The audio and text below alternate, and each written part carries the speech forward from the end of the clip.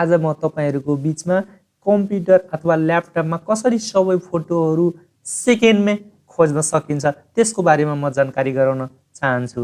त्यसको लागि हामीले दिस पीसीलाई ओपन गर्ने, यहाँ सर्च बक्स छ माथि, यदि फोटोको नेम थाहा छ भने नेम लेखेर सर्च गर्ने, जसरी म अहिले गुड लेखे।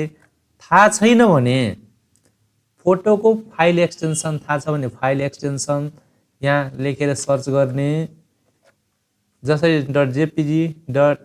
.jpg त्यसैगरी .png फोटोहरु देखाइराखेको छ।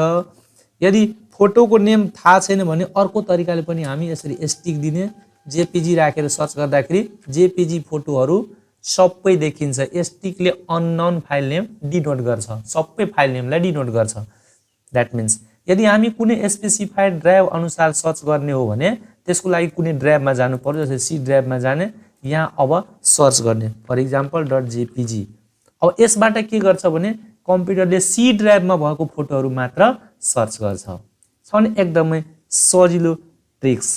पक्कै पनि यो भिडियो हेरेर तपाईहरुले कम्प्युटरमा जुनसुकै फोटोलाई इजी तरिकाले सर्च गर्न सक्नुहुन्छ।